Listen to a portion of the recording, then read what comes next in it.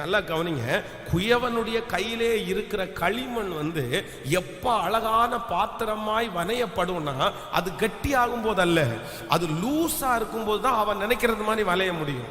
ஆமேன் சொல்லுங்கள். நீங்கள் குயவன் செய்கிற இந்த மண்பாண்டம் செய்கிற இடத்துக்கு போய் பார்த்தீங்க அப்படின்னா, நீங்க அந்த அந்த குயவன் தன்னுடைய கையில பாருங்களேன், ஒரு மண்ணு அப்படியே ஒரு உருண்டையாக எடுத்து அதை தன்னுடைய எந்திரத்தில் வச்சு வனையும் போது அந்த மண்ணு ஃபர்ஸ்ட் கொலன்னு தான் இருக்கும். அதனால விட்டுற மாட்டான். பக்கத்திலேயே ஒரு தண்ணி வச்சிருப்பான் பாருங்க, ஒரு பாட்டில். அவன் எடுத்து தன்னுடைய கையை அடிக்கடி அந்த தண்ணிக்குள்ள முக்கிட்டே இருப்பான்.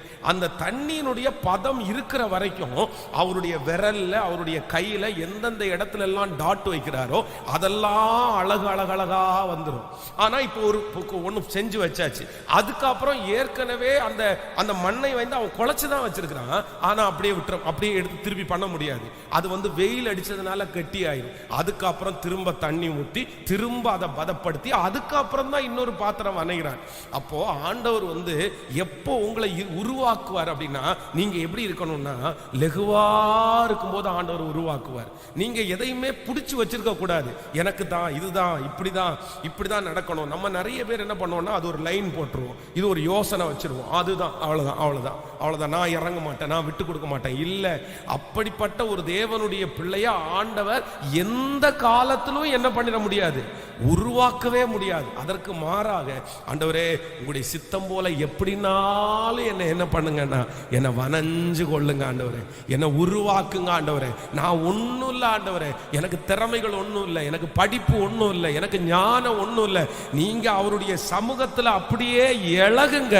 நான் நம்புறேன் கர்த்தர் உங்களை அழகான ஒரு பாத்திரமாய் இந்த 21 நாட்கள் ஜெபத்திலே கர்த்தர் அதைத்தான் வாக்கு கொடுக்கிறார். மகளே, கர்த்தருக்கு முன்பாக தாழ்மைப்படு, அப்பொழுது அவர் உங்களை உயர்த்துவார், அவர் அப்பொழுது உங்களை அழகாய் ஆசீர்வதிப்பார். கைகளை உயர்த்தி எல்லாரும் சொல்லுவோம், ஆண்டவரே உமக்கு முன்பாக நான் தாழ்மைப்படுகிறேன். சொல்லுவோம், என் இஷ்டம் எதுவுமே இல்லை, என் விருப்பம் எதுவுமே இல்லை, எனக்கு டிசைட் பண்ண தெரியாது, எனக்கு முடிவெடுக்க தெரியாது. சொல்லுங்க சத்தமா எல்லாரும் ஜெபம் பண்ண, ஆண்டவரே உம்முடைய பலத்த கைக்குள்ள நான் அடங்கி இருக்கிறப்பா, என்னை எப்படி வேணாலும் வனஞ்சுக்குங்க ஆண்டவரே. ஹல்லேலூயா. அப்பா, என்னுடைய விருப்பம் அல்ல அப்பா, என்னுடைய சித்தம் அல்ல, என்னுடைய